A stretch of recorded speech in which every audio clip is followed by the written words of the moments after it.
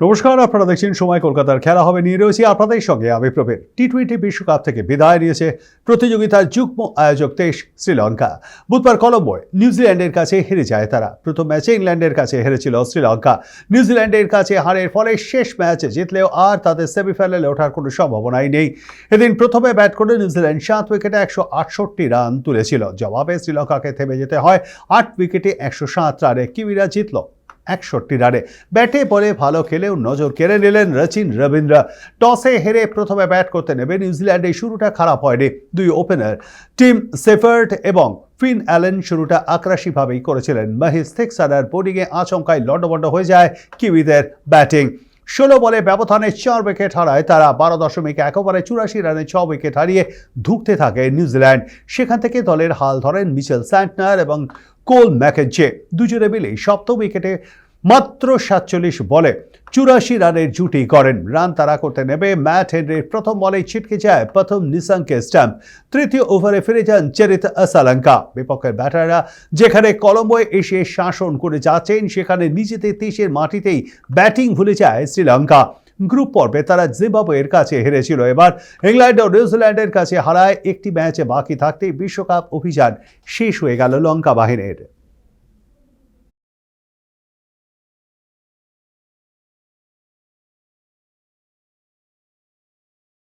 Eden gardens থেকে semifinal আদৌ হবে? বাংলার ক্রিকেট প্রেমীদের মধ্যে বহুদিন ধরে এই প্রশ্নটা ঘোরাফেরা করছে। তবে এই প্রশ্নের উত্তর খুঁজতে পেলে আইসিসির বেশ কয়েকটি শর্ত মাথায় রাখা অবশ্যই প্রয়োজন। বিশ্ব ক্রিকেটের নিয়ামক সংস্থা জানিয়েছিল পাকিস্তান যেহেতু ভারতে খেলবে না, তাই তারা সেমিফাইনাল এবং ফাইনালে উঠলে সেই ম্যাচগুলি শ্রীলঙ্কাতে খেলা হবে। এছাড়াও বিশ্বকাপের আয়োজক দেশ হিসেবে ঘরের মাঠে সেমিফাইনাল খেলার সুযোগ পাবে শ্রীলঙ্কা। সেই সঙ্গে ভারত যদি সেমিফাইনালে ওঠে তাহলে সেই ম্যাচটা অবশ্যই মুম্বাইয়ে হবে। এত সমস্ত যদি কিন্তু পেরিয়ে ইডেনে সেমিফাইনাল আসাটা কার্যত অসম্ভব বলেই মনে করছিল ক্রিকেট মহল। আবারও আইসিসির বঞ্চনা শিকার হতে হলো ক্রিকেটের নন্দনকাননকে। এটা ভেবেই মন খারাপ হয়ে গিয়েছিল বাংলার ক্রিকেট প্রেমীদের। কিন্তু ক্রিকেট বিধাতা কি একদম অন্যরকম একটি চিত্রনাট্য ঠিক করে রেখেছেন ইডেনের জন্য? বিশ্লেষক মহল মনে করছে তেমনটাই। টি-20 বিশ্বকাপের প্রথম সেমিফাইনালে ইডেনে হলেও কিন্তু হতে পারে, কারণ সেমির দৌড় থেকে ইতিমধ্যেই বিদায় নিয়েছে শ্রীলঙ্কা। সেই সঙ্গে পাকিস্তানের সামনে কঠিন অঙ্ক। শেষ ম্যাচ বিরাট ব্যবধানে জিততে না পারলে সেমিতে ওঠা হবে না পাকিস্তানের। মহা অঘটন না ঘটলে বিশ্বকাপ সেমিফাইনালে উঠছে না পাকিস্তান। ফলে আইসিসির যাবতীয় শর্তের এতে শ্রীলঙ্কার ঘরের মাঠে খেলা বা পাকিস্তানের ভারতের মাটিতে না খেলা কোনোটাই আর বিবেচিত হবে না। ইতিমধ্যেই ইংল্যান্ড উঠেছে সেমিফাইনালে। যদি ভারত শেষ চারে ওঠে সেই ম্যাচ হবে ওয়াংখেড়েতে। তাহলে সম্ভবত ইংল্যান্ডের বিরুদ্ধেই খেলতে হবে সূর্যকুমার যাদবদের। তাহলে কি ক্রিকেট বিধাতার অঙ্গুলি হেলরে আগামী বুধবার বিশ্বকাপ সেমিফাইনালে সাক্ষী থাকবে ইডেন গার্ডেন্স? সময় বলবে।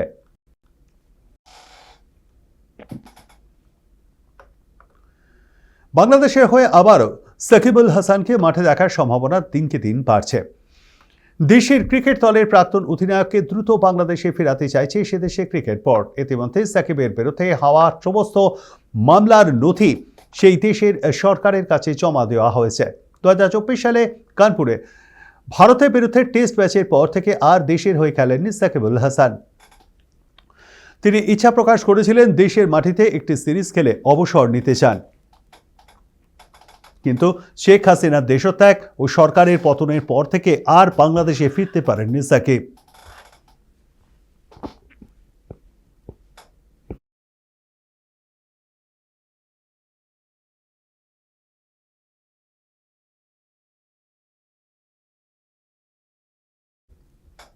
তিনি আওয়ামী লীগের সাংসদও ছিলেন এবং সাকিবের বিরুদ্ধে খুনের মামলা সহ একাধিক মামলাও চলছে।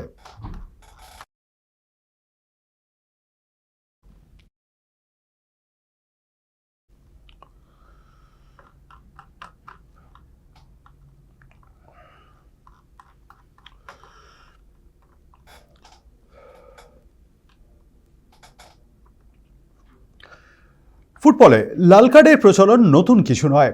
এমনিতেই ফুটবলে দুই রকমের কার্ড ব্যবহার করা হয়, একটি হলুদ কার্ড এবং একটি লাল কার্ড। ছোটখাটো অপরাধের জন্য সাধারণত হলুদ কার্ড, গুরুতর অপরাধের জন্য লাল কার্ড ব্যবহার করা হয়ে থাকে। তবে শুধুমাত্র ফুটবল নয়, আরও একাধিক খেলায় দেখানো হয় লাল কার্ড। ফুটবলের মতো ক্রিকেটেও লাল কার্ড কিন্তু দেখানো যায়, অন্তত আইসিসির নিয়মে তেমনটাই রয়েছে। ক্রিকেট মাঠে লাল কার্ড দেখার একটি নজিরও রয়েছে। ফুটবলের মতোই কোনো দলের কোনো ক্রিকেটার লাল কার্ড দেখলে ম্যাচের অবশিষ্ট সময় তাকে ছাড়াই খেলতে হবে দলকে। ওই ক্রিকেটার যদি ব্যাট না করে, অর্থাৎ তার ব্যাটিং না হয়ে থাকে, তাহলে ব্যাটিং করতে পারবেন না। ফিল্ডিংয়ের সময়ও কিন্তু একজনকে কম নেই, অর্থাৎ 10 জনকে মাথায় রেখেই ফিল্ডিং করতে হবে।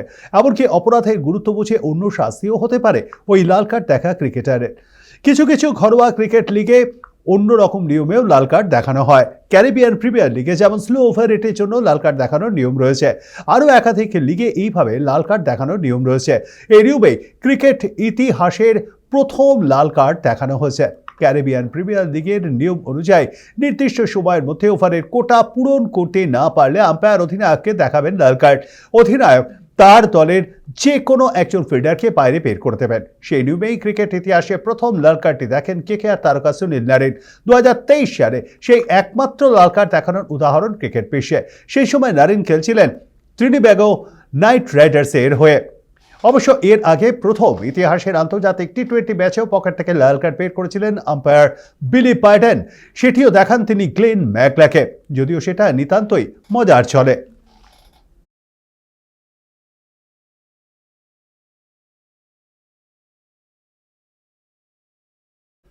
আইএসএল শুরু হয়ে গিয়েছে, পরে ক্লাবের দুটো করে ম্যাচও হয়ে গিয়েছে। তারপরেও চার্চিল ব্রাদার্সকে পিছনে দরজা দিয়ে আইএসএল এ ঢোকানোর চেষ্টা চলছে।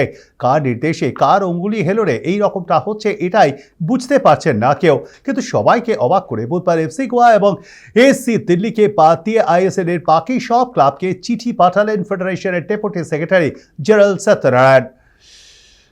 জানতে চাইলেন চার্চিল ব্রাদার্সের আইএসএল এ যোগদান করা নিয়ে অন্যান্য ক্লাবগুলির মতামত। দুটো করে ম্যাচ হয়ে যাওয়ার পরেও ফেডারেশনের ডেপুটি সেক্রেটারি জেনারেলের এই রকম চিঠি দেখে সত্যি অবাক হয়ে গিয়েছে ভারতীয় ফুটবল মহল। কোনো পেশাদার লিগে কি সত্যি এমনটা হতে পারে ভেবে কুল কিনারা পাচ্ছেন না তারা।